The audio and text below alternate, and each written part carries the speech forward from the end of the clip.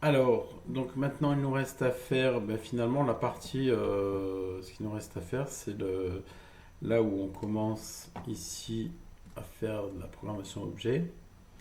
Alors moi je vous conseille ici de copier bien sûr, faire une sauvegarde de vos fichiers avant de procéder à cette opération.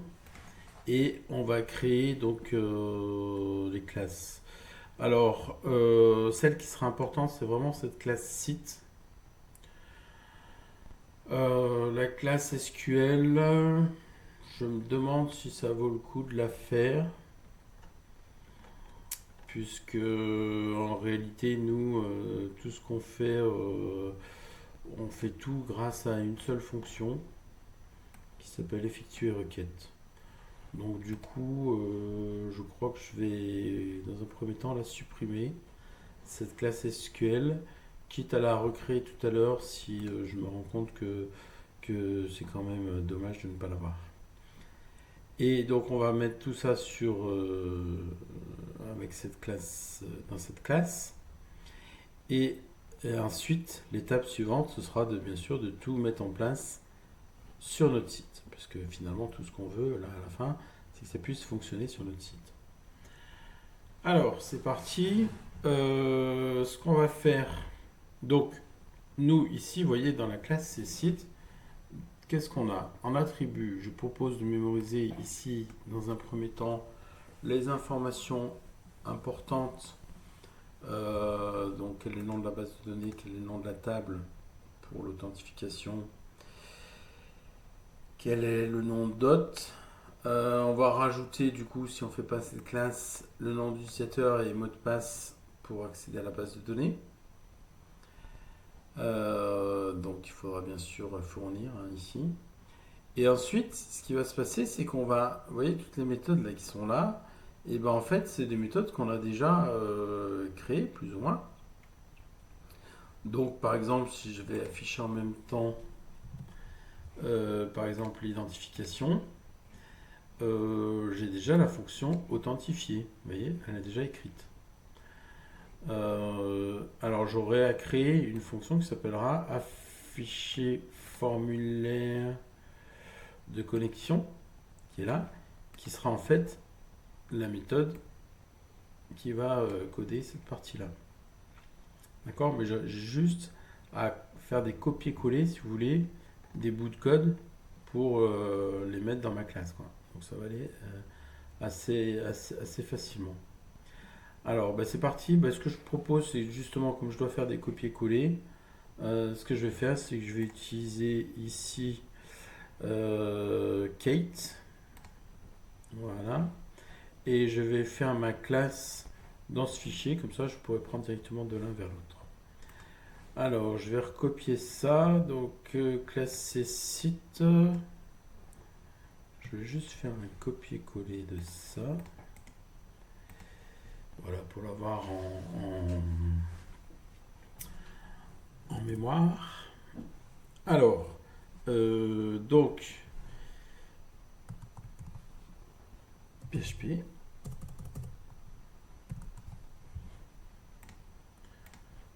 Enregistrer sous, je vais l'enregistrer sur mon serveur. Et j'appelle c underscore site.php.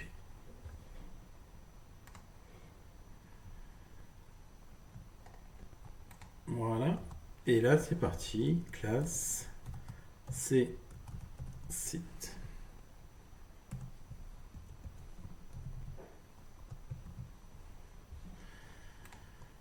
Voilà. Donc, toujours pareil. Enfin, toujours pareil. Moi, je vous conseille de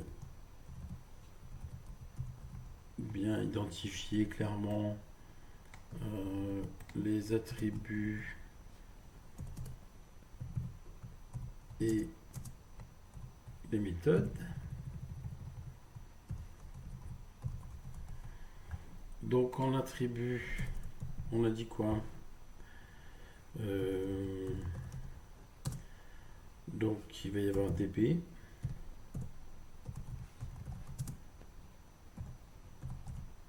Table. Tiens, j'ai oublié le dollar dans le db.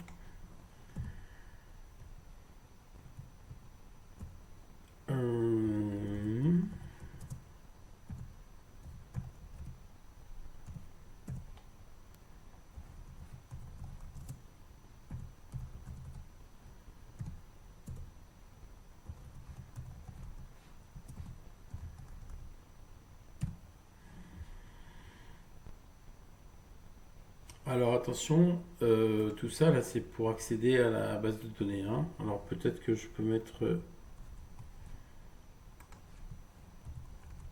où est le serveur et user et pass c'est pour se connecter au serveur de base de données évidemment, hein.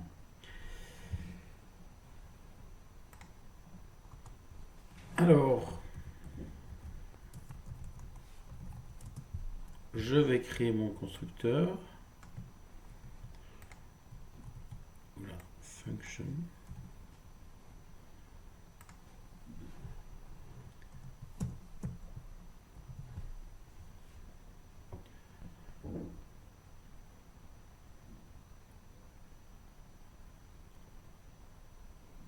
Donc ici tout simplement il est chargé de d'initialiser les attributs. Donc comme je vais le faire pour chacun, je fais des copier-coller. Alors ici je mets bien sûr les attributs, je vais les mettre dans l'ordre où je les ai créés là-haut. Host BDD, user BDD et pass BDD. Et là je lui envoie ce que je vais récupérer. Alors attention ici, ce que je vois, bah, écoutez déjà j'ai intérêt à les mettre dans le même ordre.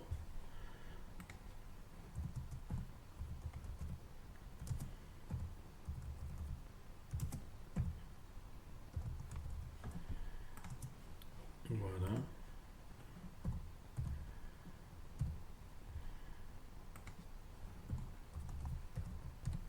Alors, c'est pas gênant que E ait le même nom que E, hein. De toute façon, il saura tout à fait se retrouver, hein.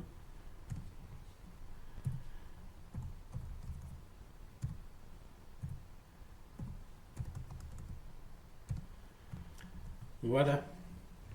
Alors, maintenant, donc là, on a fait tout ça, on l'a fait. Il nous reste à faire les différentes méthodes. Alors, bah, tout simplement, ce que je vais faire, c'est que ici, je vais aller les poser là.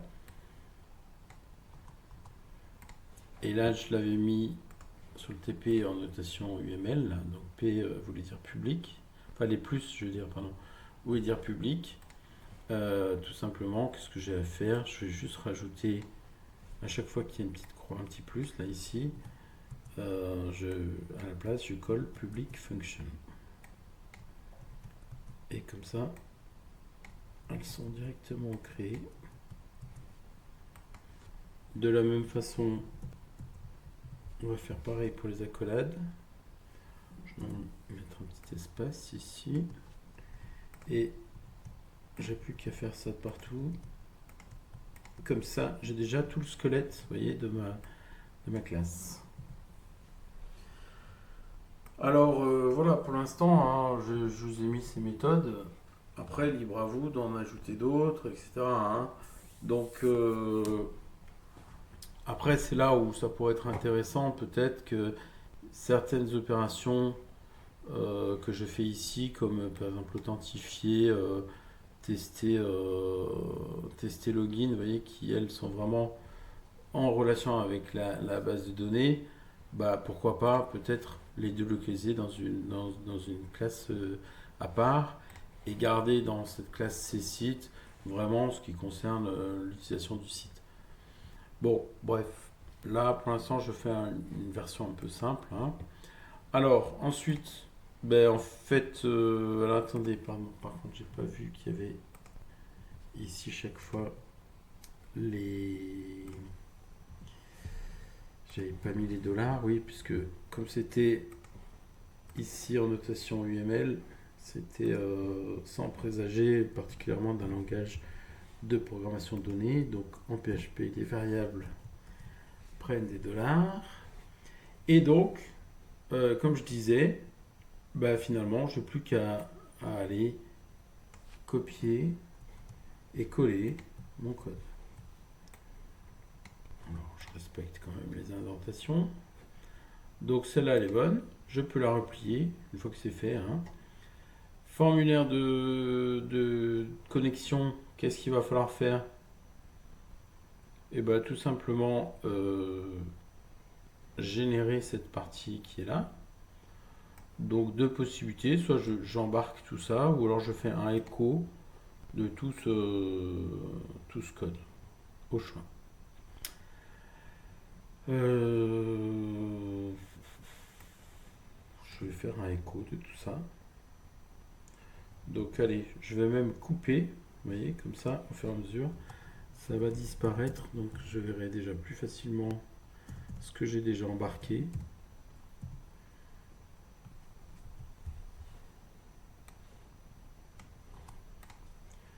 Voilà. Et comme ça, je vais réutiliser ce fichier là ici, de façon à pouvoir le tester que tout fonctionne bien. Donc la fonction authentifiée n'y est plus. Alors, comme j'ai dit que je ne faisais pas finalement cette classe SQL, je vais mettre quand même dans ma classe la fonction qui permet de faire ces requêtes. Sinon, ça ne pourra pas fonctionner correctement. Donc je la mets en bas à la fin de ma classe. C'est une fonction qui est autonome. Alors, du coup, c'est une méthode. Méthode pour réaliser les requêtes.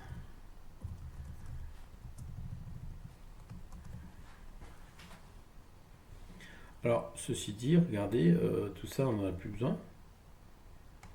Puisque ce sera fourni, en fait, il va utiliser chaque fois les paramètres qui sont là. Donc, on va le faire pendant qu'on les a sous les yeux. Donc ici, ce sera pour aller chercher l'attribut, c'est this flèche host bdd. Pareil, et donc du coup, vous voyez, je vais aller juste recopier et remplacer. Le mot de passe, il est ici.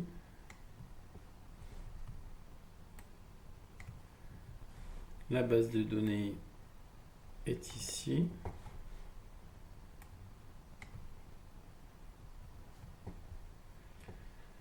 Voilà, et du coup tout ça je n'en ai plus besoin, effectivement. Voilà, bon, une fois que c'est fait, je replie ma méthode. Il me reste quoi à faire pour l'identification? Donc ça on l'a plus. Alors vous voyez que du coup le code de mon script d'identification il s'est quand même simplifié. Bon, puisque j'ai tout délocalisé ici. Alors, qu'est-ce qu'il me reste à faire? Tester que tout ça fonctionne. Alors, comment je fais? Eh bien, étant donné que tout ce que j'ai besoin là se trouve en fait dans ces différentes méthodes, qu'est-ce que je dois faire? Je dois tout simplement instancier un objet. Donc, je vais dire, la première chose, je vais dire require once c site.php. Et puis là, de toute façon, que ce soit là ou là, je vais avoir besoin d'instancier cet objet, soit pour appeler ici la méthode afficher formulaire de connexion, soit ici pour appeler cette méthode. Donc l'instanciation, je peux la faire du coup en dehors du if else, ça sert à rien d'en faire deux. Je vais dire, alors, souvent j'utilise le my pour dire quand je fais une instance, mon instance, donc je fais une instance d'une classe qui s'appelle csite, donc je vais appeler l'instance mySite égale new csite. Alors n'oubliez pas que le constructeur doit recevoir tous ces éléments là. Donc là, la base de données TP1, la table T membres avec un S, Voilà, on vérifie quand même TP1, T membre avec un S, T underscore membre évidemment. Donc c'est ici, T underscore membre.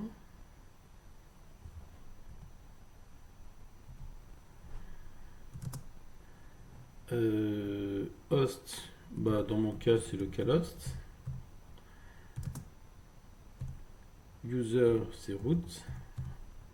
Et le mot de passe 1, 2, 3, 4, 5, 6.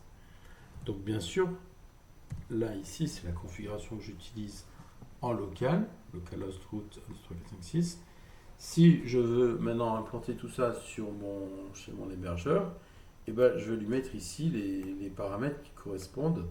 Donc ça, je les ai, il suffit de regarder les codes que m'a donné mon hébergeur. Alors, une fois que c'est fait, ici, avec mon instance, je vais appeler la méthode, ce coup-ci, qui s'appelait afficher formulaire de connexion.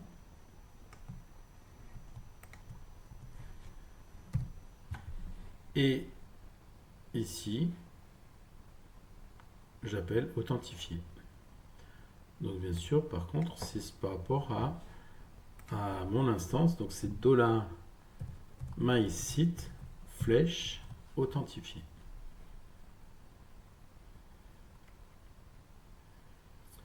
Voilà, donc là, c'est fini pour la partie identification. On va aller le tester dans 2 secondes. Vous voyez juste que du coup le code est quand même beaucoup plus clair. Ça permet quand on arrive sur les différents fichiers de mieux se repérer. Et par contre, on a bien réfléchi quand on a fait notre classe de faire le bon boulot. Alors, la seule chose qu'il va falloir faire si je veux vraiment l'adapter, c'est que chaque fois ici que j'ai besoin de faire une requête, vous voyez, j'ai mis en dur T membre. Alors que nous, ici, finalement, on l'a transmis à notre instance. Donc vous, si vous êtes sur un autre serveur, vous pouvez changer le nom de la base de données, le nom de la table, ça continuera de fonctionner. À condition ici, bien sûr, que là, il aille chercher par rapport à cet attribut qui a été... Donc au moment où j'ai instancié, je l'ai transmis au constructeur qui l'a mis dans l'attribut. Donc maintenant, c'est cet attribut que je dois aller lire. Donc ici, tout simplement, je dois écrire $this flèche table. Et là, pour le coup, on va pouvoir directement, comment dire, on va beaucoup mieux gérer les choses. Hein. C'est-à-dire que ça devient vraiment variable par rapport à ce que j'ai donné là. Alors, on va aller le tester. Donc ici,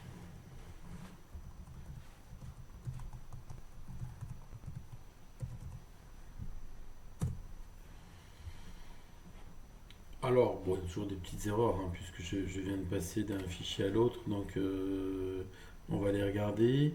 Ligne 12, DB, et oui, là je l'appelais PD. Un petit détail, plus de peur que de mal. J'actualise, ok, j'ai mon formulaire qui s'affiche, donc j'ai bien réalisé l'appel de cette méthode, là, ici. Et maintenant, on va essayer avec admin 1, 2, 3, 4, 5, 6. Alors, ah oui, alors attendez, c'est vrai que je n'ai pas fait attention. J'ai oublié ici, par contre, n'oubliez pas que effectuer requête est devenu une méthode de notre classe. Donc ici, chaque fois, je vais rajouter $this flèche effectuer requête. Alors, je renvoie et bienvenue admin. Donc, ça a bien fonctionné. Maintenant, je vais le faire avec un membre qui n'existe pas. Donc, Toto, il existe. Je vais mettre Tata. Mot de passe, batata aussi. Et là, échec. Donc vous voyez que relativement, bon, j'ai eu une petite faute de frappe ici, on a eu des petites choses à changer, mais une fois qu'on avait fait notre boulot bien correctement ici, vous voyez que ça va assez vite de créer, de mettre tout ça dans une classe. Alors, l'intérêt, moi que je trouve, c'est qu'ensuite, ça y est, maintenant je replie cette méthode là, et c'est fini, j'ai plus besoin de m'en occuper. Euh, Sauf si vraiment, au bout d'un moment, je vais trouver un bug dans des choses sur lesquelles je n'avais pas pensé, mais à part ça, ça va très bien. Alors, on va faire pareil pour l'autre. Donc maintenant, ça va aller un peu plus vite puisqu'on a pris l'habitude. Donc je fais tout bêtement des coupés. Je colle tout ça ici. Et je n'oublie pas, chaque fois que j'ai besoin d'appeler effectuer requête, de mettre un this. Et ici, pareil pour la table, de mettre $this flèche table. Voilà, à part ça, ça doit être bon. Inscrire membre, ben on aura un peu la même chose. Je coupe tout ça. Je me colle tout ça ici. Et pareil, $10. Alors ici, je dois en plus le faire pour la fonction tester login qui est ici. Et ici, je mets $this table ici. Voilà. Et afficher formulaire d'inscription. Alors là, vous voyez que c'est un peu plus complexe puisque j'ai quand même du PHP qui est là-dedans, hein. Donc en fait, là, ce coup-ci, je ne vais pas faire un écho. Je vais directement embarquer toutes ces balises et je vais pouvoir les couper et les coller directement dans mon code. Voilà. Alors, c'est à ces moments-là où on fait les transvasements, on va dire, d'un fichier à l'autre qu'il faut quand même être attentif. Donc c'est pour ça que c'est intéressant d'avoir fait des sauvegardes avant. Et ici, à la place, je sais que c'est là que je vais appeler ma méthode 1. Donc pour l'instant, je le mets comme ça. Je mettrai l'instance et tout ça après, hein. Ok, pendant que je suis là, je voudrais vérifier. Donc n'oubliez pas, ici tout va bien. Là, si je dois tester login, c'est $this pour appeler une méthode et tout le reste va pouvoir rester tel quel. Et bien écoutez, ce que je vous propose, on a fait pour tout. Voilà. Donc tout ça, je peux l'enlever. Et on va faire comme tout à l'heure. D'ailleurs, on peut les recopier, hein, pourquoi pas, tout ça, hein, pour tester que tout ça fonctionne bien.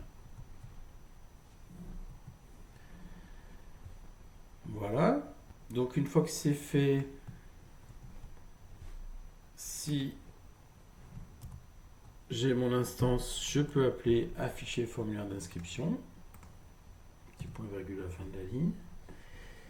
Et ensuite, quand j'aurai besoin, eh ben, ce sera my site flèche inscrire membre avec pseudo machin.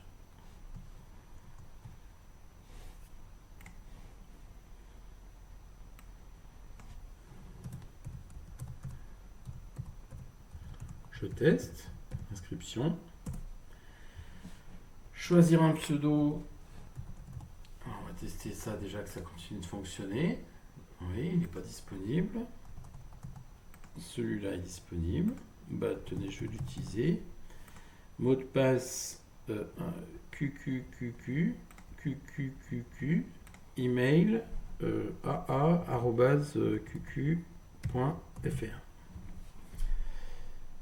Je clique inscription réussie. A priori, ça a l'air d'être bon. Voilà, j'ai bien mon utilisateur qui existe. Donc, écoutez, tout s'est bien passé. Tout a bien fonctionné. Donc, voilà, on a fait le boulot.